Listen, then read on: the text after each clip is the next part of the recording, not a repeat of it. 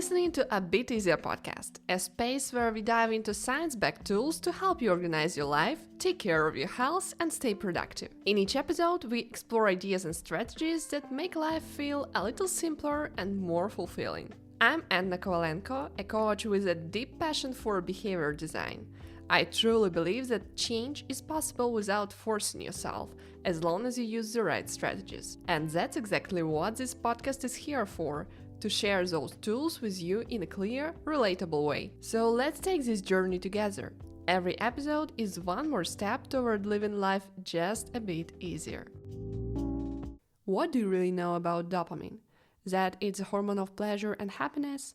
That when it's low we lose motivation? Or that we should cut out fast dopamine to enjoy life more?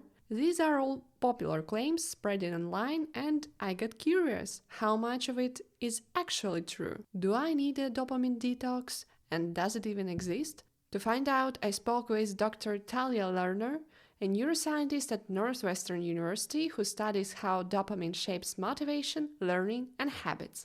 Talia has a deep research background. She studied at Yale, did her PhD at UCSF, and later worked at Stanford, where she explored how different dopamine pathways drive different behaviors. In this episode, you'll learn what dopamine actually does in the brain and how to work with procrastination, low motivation, or habits that no longer serve you. But before we dive in, a quick note. If you haven't subscribed to A Bit Easier yet, make sure to do so on your favorite podcast app. And if you find this episode helpful, leaving a rating or a like really helps more people discover it. Alright, let's get into my conversation with Talia. Talia, nice to see you on my podcast. And today we are going to talk about the role of dopamine in our behavior, why some behaviors feel effortless and automatic, while others are difficult even to think about. And for better or for worse, dopamine has become a buzzword on social media. And as with anything that grabs public attention, it also grabs a lot of misinformation along the way. And research shows that dopamine is not just about pleasure. Its functions vary depending on the brain region where it is released. And could you start by explaining in more detail what dopamine does in our lives? Yeah, so thanks so much for having me. And I'm happy to tell you more about dopamine. It's my favorite topic. Mm-hmm. Yeah, so dopamine originally got a name as a pleasure molecule because it is released during events that we think of as pleasurable. But with more research, we've kind of realized that it's not so much about pleasure as it is really about learning and detecting changes in our environment that help us make decisions. And so it gets released at the time of reward, and especially a more unexpected reward, or rewards that match our needs. For example, you're going to have a bigger dopamine release for a food reward when you are hungry than when you're not hungry. But that all of that release during pleasure is more about teaching you the consequences of your actions. And if you got a good outcome from completing some action or learning about some cue in your environment, then you want to reinforce what you learned and change your brain in ways to sort of solidify good decision-making patterns and hopefully avoid bad ones. So my lab does a lot of research into what dopamine does, and I love that you mentioned that it does different things in different circuits, because we think a lot about that too, that dopamine is not really just one thing. It's a molecule that gets released at different times in different parts of the brain. All of it seems to be involved in some kind of learning and motivation, but it does slightly different things in different areas of the brain. For example, it may be reinforcing more goal-directed behavior in one part of the brain, and then there's another part of the brain that we think is more associated, for example, with habit formation. So there's a lot to talk about, and I'm happy to answer more questions about those functions. And you've mentioned that this is your main topic you're researching. How did you choose to study dopamine? So what initially interested you the most about it? There's a lot to be interested about. One thing that comes up is that dopamine neurons die during a neurodegenerative disease called Parkinson's, which is a quite common neurodegenerative disorder, and it's actually one that runs in my family. So my grandfather died from Parkinson's, and I had some other family members with it. And so I knew about dopamine partially from that perspective, actually. And then I also have, family members that have struggled with other disorders that we think involve dopamine, like depression and addiction. And that provokes a mystery. Like, Parkinson's disease is a motor disorder and addiction is clearly something else. And so, like, how does dopamine play so many different roles? And then I was also just fascinated. I started my undergraduate studies actually in biochemistry. And so, I wasn't totally thinking about the mind and behavior at that point. I was thinking about biochemistry, but there's all this like really interesting basic science to figure out, like in neuroscience, about how molecules make up our brain, and the idea that like all these different interacting molecules somehow give us thoughts is really fascinating. And dopamine seems to play a really important role in making our brains able to learn. And so just that basic question also was really fascinating. So it all kind of like came together into wanting to study that. And then in grad school, I basically studied molecular mechanisms by which dopamine controls changes at synapses, but it's led to like more and more questions about the behaviors that those molecules support. Sounds interesting. As of course, any research field to any researcher is very valuable and interesting. But if you have this genuine interest in a topic, you enjoy it more, I guess. You enjoy your work more. Yeah, definitely. I love doing this. So. And dopamine is tightly related to the concept of reinforcement learning. Could you describe this concept and how it shows up in our daily lives? Yeah, exactly. So reinforcement learning is a big thing that I think about dopamine as doing, and all it really means is that you change the way you behave based on the consequences of your actions. And so reinforcement learning can encompass both learning, for example, to repeat actions that led to rewards, but also to decrease actions that led to something bad happening, or to increase actions that avoid something bad happening. So there's lots of different types of actions and consequences in the world, but it's just basically the idea that you should try to change your behavior to match the consequences that you experience. Based on your description and based on what you mentioned about learning, I guess that this oversimplification about dopamine is due to the fact that learning is usually associated with something more difficult, but actually we learn every day. So everything that's I don't know, we see something new, we touch something new, we taste something new, and all of these actions are learning experiences. We just don't name them this way. Yeah, I think that that's actually really a great point, and profound in a lot of ways. Every day in our lives is a new day when something new happens to us, and a big job of our brains as we kind of like wander around the world is to figure out what's going on and what about our behavior is changing the environment around us, either for better or for worse. So we do learn from everything that we do.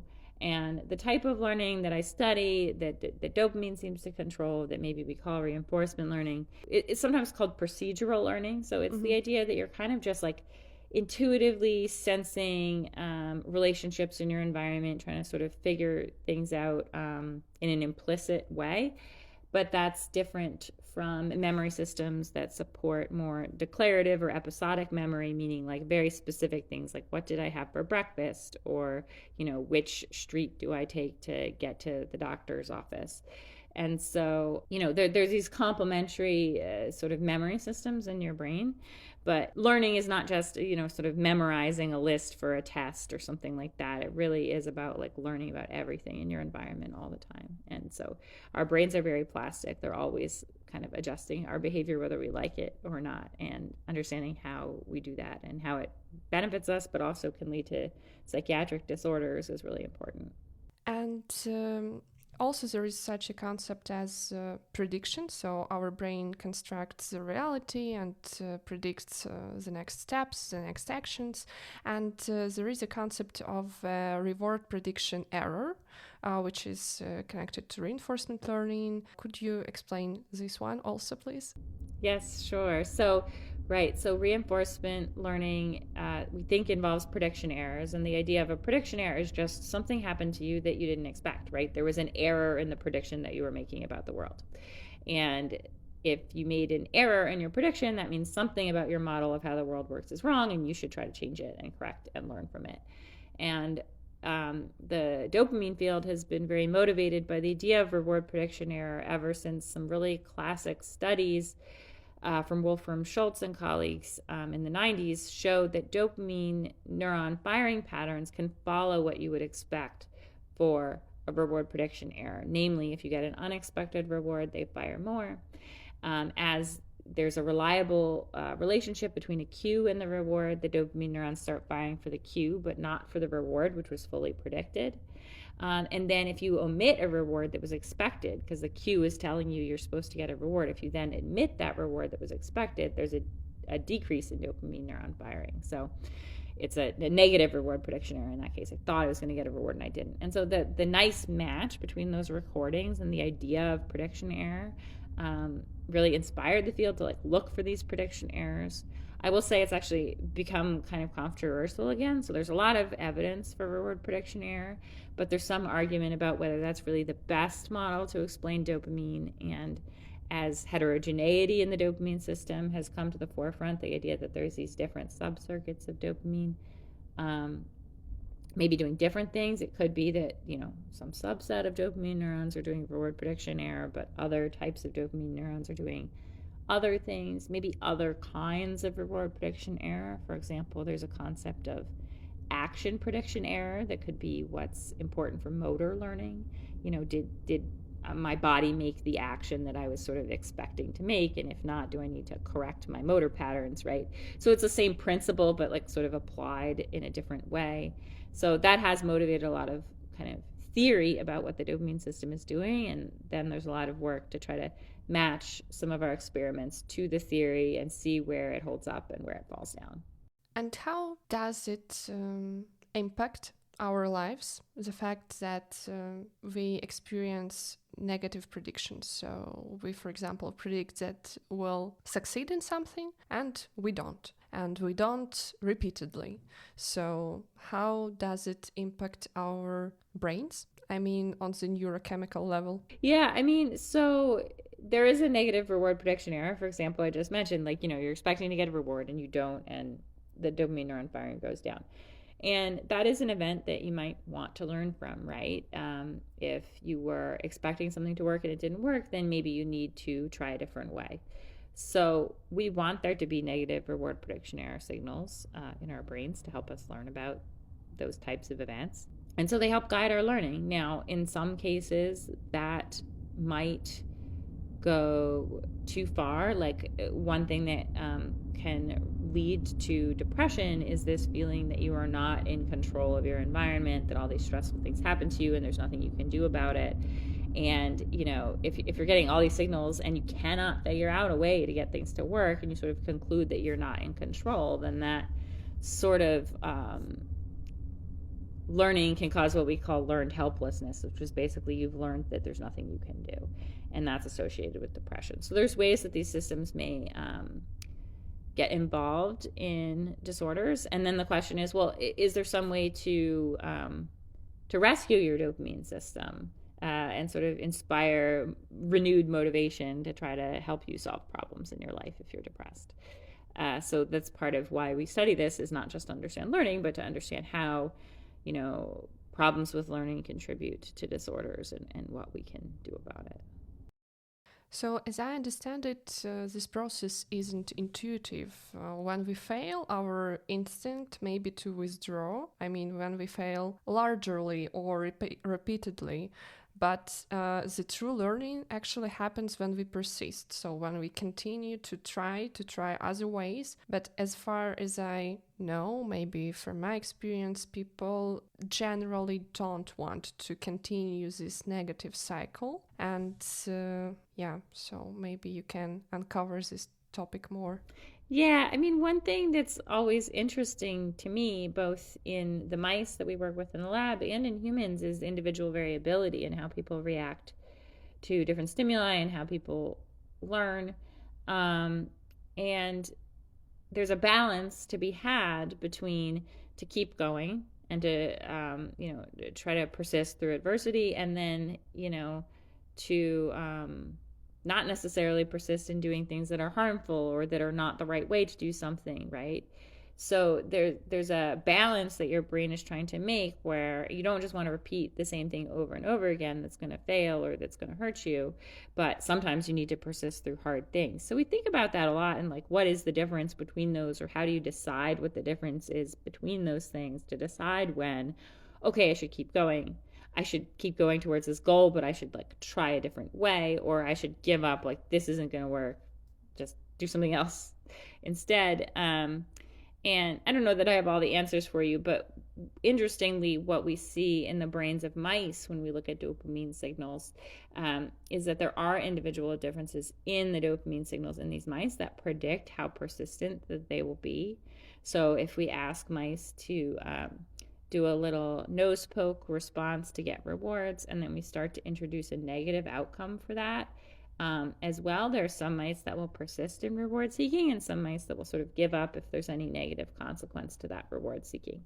And we can see a signal in a part of the brain called the dorsomedial striatum, which is called which is called the caudate in humans. And we think that contributes to the individual differences. So there may be some like predisposition towards different strategies within populations, and that leads to population level adaptability.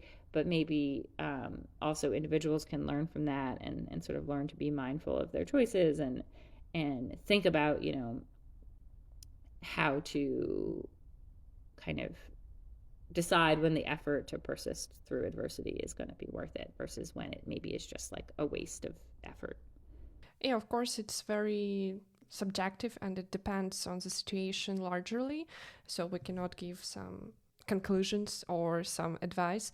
But as far as I understand, the best way usually is to try to continue trying new approaches. So this is a good one. But still, even this option, usually people withdraw because they do not receive this fast result. So the result they want to achieve, basically. And they just stop trying. The example may be even playing a musical instrument. You should fail. So basically, through failing, you learn to play. And you need to try different approaches. You need to try different speed. Always when you fail playing some music, you should slow down. Always, it's a rule, and try it very slowly and then try to go faster. So what I'm trying to say is that this process is not pleasurable. Is there any explanation why? Right. So I think, sometimes it's hard, like with a musical instrument. If you love music and you're listening to professional musicians play, you can hear that they sound really good, and you're just starting, you don't sound that good, right? So you're matching the two together, and you're realizing like, oh no, like this is not good. I think the way to get over that is to give yourself some compassion for the fact that you're a beginner, and everyone starts out as a beginner, right? But also to like try to build in interim goals. So like it's going to be a long time before you sound like a professional, right? And if you build in other goals, like I'm going to play a simple song more slowly, like you said, remembering to feel the reward of like getting to that point, I'm not as good as a professional yet, but I'm better than myself last week, or whatever it is. It helps to build in more of the rewards. If you focus too much only on the long term, then it's harder to perceive that short-term gain. But I do think that that's an important thing to remind yourself of, and sort of build into the way that you think about your practice. I'm trying to remember the exact quote, but I think there's a quote from Ira Glass, who's the host of This American Life, where he talks about like, you just have to, if you want to be good at something, you have to be prepared to sort of be really bad at it for a long time, because you just have to like produce. Like the only way to get better is to produce, and to produce at first you have to produce a lot of really bad stuff. Like you just have to, because if you don't even try, then there's no way to get through the bad stuff to be good at it. And some of it comes from the joy of learning, and the joy of working towards a goal, even if you're not there yet.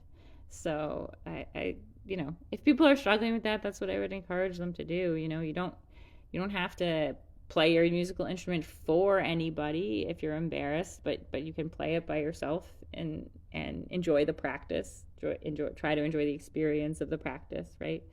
And try to build some joy into your practice, even if the end result isn't quite where you want it to be yet. Mm-hmm. Absolutely, I'm totally with you on this. And is there any signs from the dopamine perspective, from your research, on taking the small steps? Because what you're talking about is taking small steps, and is there any explanation just from our biology why it works this way? Right. I mean, the dopamine system is not only built to react to huge events. The dopamine system is constantly going, and it is constantly detecting tiny little changes. So I think that your brain is built to help you detect small changes and small improvements. One interesting study from the dopamine world that came out fairly recently looked at just like tiny dopamine fluctuations in a part of the brain that's for movement, and videotaped the mice with like high-speed cameras, and just noticed like even like the tiniest little dopamine fluctuations when the mouse is moving around. If there's a little fluctuation above baseline right when the mouse does some tiny like paw movement, it's more likely to do that paw movement again for like a few minutes afterwards.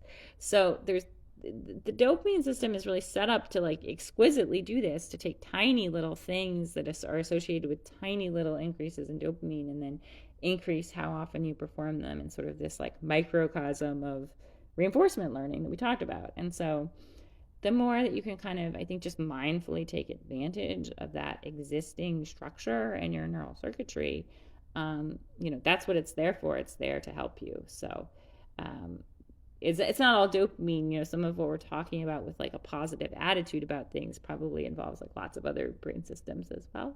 But I think you could take some inspiration from the fact that your dopamine system is really meant to help you make these incremental improvements. So it's possible to do it if you can kind of maintain your motivation towards that long-term goal.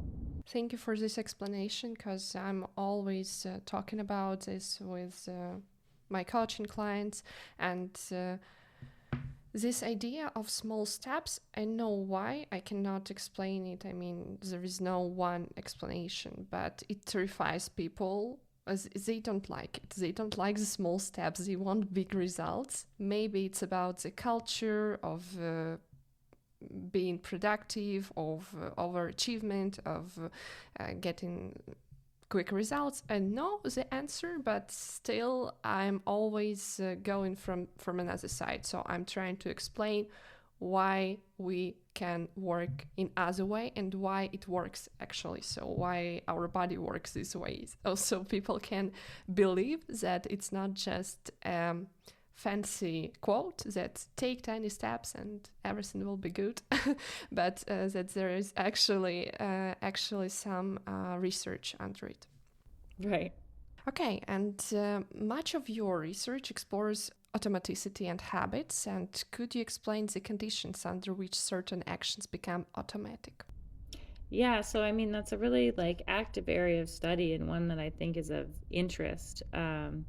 It seems like what happens when you go from actions that are directed towards goals towards more habitual actions is a shift in neural activity from one part of the striatum to another part of the striatum. And we think that shift probably depends on patterns of dopamine release. Behaviorally, repetition certainly helps with habit formation. We also find that habit is sort of a lot about pattern matching, and if you give rewards in kind of a probabilistic fashion so that they're actually not completely predictable, it encourages reliance on a habit system. Because if you know, like every time I do A, I get B exactly, then you can stay very goal directed. You're like, oh, A equals B, like let's just do that. But if things are a little unpredictable, then you tend to rely on more on habits, like, oh, this usually seems good, I'm just gonna do it and see. that schedule of rewards seems to encourage habit. And I think we're still trying to understand all of the basic biology behind how those shifts are actually taking place. But some of it is that the unpredictability drives the dopamine system, right? That if dopamine is encoding these prediction errors, then if you have a little bit of error in the system, you'll get some more dopamine that helps reinforce actions. And then exactly where that occurs, and if it's occurring sort of more in the parts of the brain that help develop habits, then that's going to push you towards habit formation. So I think it's useful to think about that as you're building routines in your life, and you do want to build good habits so that you rely on them when things are hard, because there's also a lot of research saying that you often fall back on habits when you're under stress or have to make a very quick decision. And so there's a benefit to putting work into having sort of good habits rather than bad habits for those types of situations.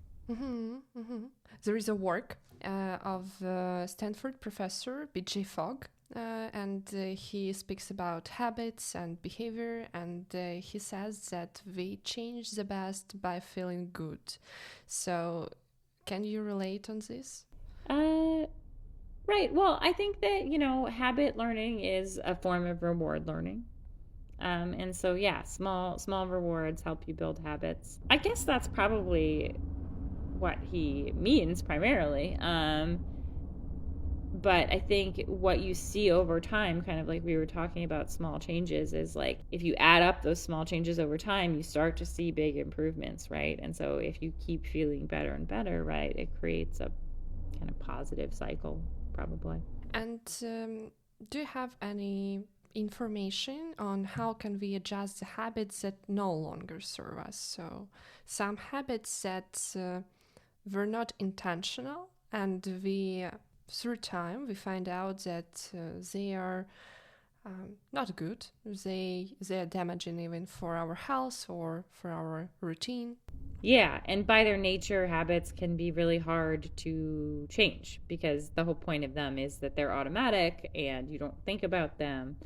The best way to deal with bad habits seems to be to sort of try to replace them with good habits, right? So, and that requires a lot of practice and attention, but you can change, I think, by sort of pulling things back towards that goal-directed control, every time. Instead of this habit that I've formed, I'm going to do this other thing instead. You sort of develop a new good habit on top of the old bad habit, that can slowly also become a routine that sort of replaces the old routine. I think habits are also a product of context, and maybe the more that you can, if you know a certain situation or context causes you to fall back into a bad habit, that you can change things about your situation. I mean, some of this depends on how much ability you have to change, but if you're always going to want to stop to buy a donut if you walk a certain way, maybe you can try walking a different way, and you just build a routine of a different walking route that then disrupts your habit of stopping every day for a donut, right? So you can try to think of ways to sort of avoid even putting yourself in the context where you're tempted to fall back into the bad habit. Mm-hmm. I'm also interested in how do you apply your research findings on habits to your daily life. So maybe you can share your personal changes. Sure. I mean, I think that habits, like I said, they're important. It's good to have routines that make you not have to think about what you're doing so hard. So there's lots of good routines that I have for getting ready in the morning and getting to work efficiently, and trying to make sure I exercise, things like that. But I think it is also important to remember part of the idea of habits is that you are not paying as much attention to the outcome of your actions. You're just doing things automatically. So I think it's also good every once in a while to try something new, to like check in, is there a better way to drive to work, or maybe I should try eating a different breakfast to see how I feel.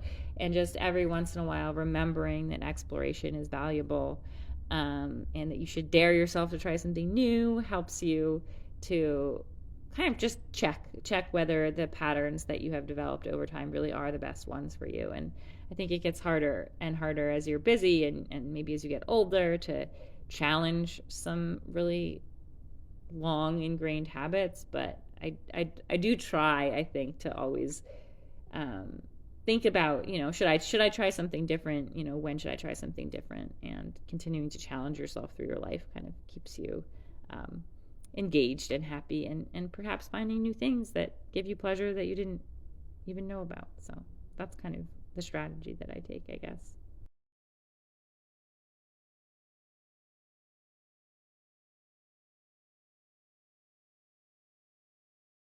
Thank you. And also, I've stumbled on your article. It's a recent one, and it was about dopamine detox. And it's also about our conversation right now about changing, about how can we change our routines, some habits that don't work for us. And there is this concept that we can, for some time, stop using something, for example, social media, and it's called in fancy way dopamine detox. And this article tells that it's not the way it works. So could you also uncover these myths and yeah, maybe some thoughts on this concept? Right. So I think that it's not a bad idea to do things. Like I said, just disrupting your routine can be good. Taking a break from something like social media and seeing how you feel about it, or constructing your rules about it, like that's all good. And I think that's part of what inspires people to kind of continue these trends. The problem really is like the label of dopamine detox doesn't make a huge amount of sense. You can't really turn dopamine off in your brain, and you wouldn't want to, because you can't learn a new thing or a new routine without dopamine. In fact, if we got rid of all the dopamine in our brain, basically you would do nothing, and you would have a movement disorder like Parkinson's disease. So calling it dopamine detox is not very well connected to science. But, some of the practices that people talk about when they use the buzzword dopamine detox are perfectly fine. It's a good idea to go out for a walk and get some sun, and, experiment perhaps with, oh, I'm going to have, I'm going to skip my coffee, see if that makes me feel better, things like that.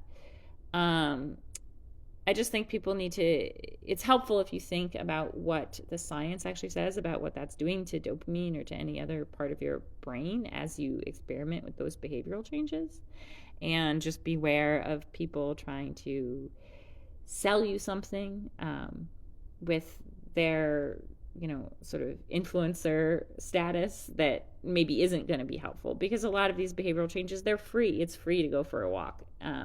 But if they then try to sell you some device that helps you go for a walk, or a supplement, right, then it's like getting more into the snake oil territory. So I think just being aware of what's a buzzword, and what's actually helpful, and what you need to pay for versus what you don't need to pay for is a helpful way to think about it.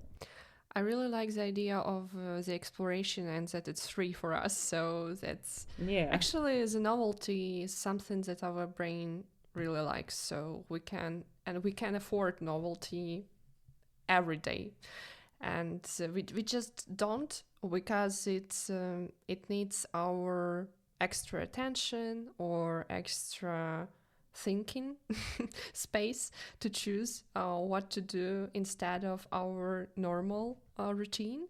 But sometimes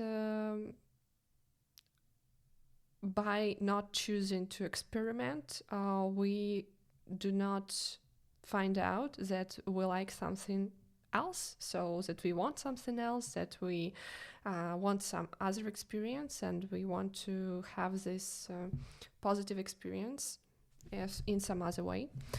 So yeah, I guess that having a walk from the underground and no, or to the bus stop is to changing the route, I mean, or eating some other breakfasts, or no, watching some other type of movie even can be really interesting to reflect on and to explore and to look at ourselves from this experience, from this different experience. Yeah, very well said. Thank you.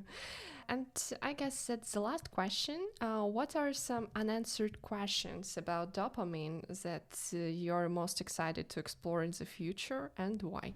Yeah, so my lab is really interested in individual differences in the dopamine system and how it develops. A lot of the studies that we are doing right now are trying to ask about how different experiences in a person's lifetime influence the development of the dopamine system, and therefore like how you might make decisions differently. So we're doing a lot of studies looking at how different experiences during childhood or during adolescence influence how the dopamine system sort of turns out, and how those signals might change in adults that had different experiences growing up.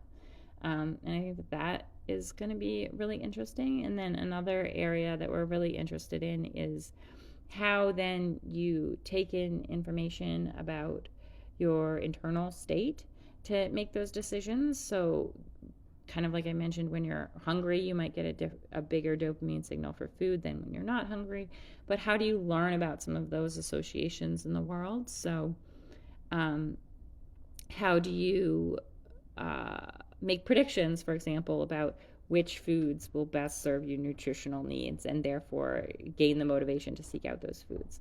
So all of those are kind of active areas of study in my lab that we're curious about, and curious how those types of processes are disrupted in mouse models of things like depression and addiction, or actually also coming back to the Parkinson's disease angle, looking at how some of those mechanisms might produce cognitive dysfunction in people with Parkinson's disease. Mm-hmm. So all of the research is mostly associated with treatment, with potential treatment, yes?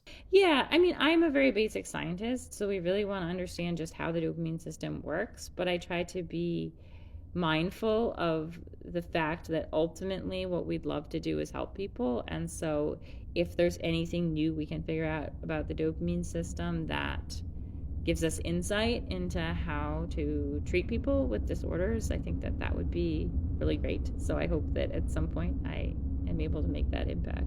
Great. Sounds promising and interesting as a long-term motivation. Okay, so Talia, thanks a lot for joining me today. It was a very profound conversation, and I guess it will be really important to hear for our listeners. Yeah, thank you. Thanks so much for having me. That's all for today. If you found this episode useful, share the podcast link with the people who matter to you. Also, if you'd like to support my work, the best way to say thank you is to subscribe to the podcast on the platform you listen to it. And if you have a moment, drop a comment to let me know what you enjoyed. See you in the next episodes.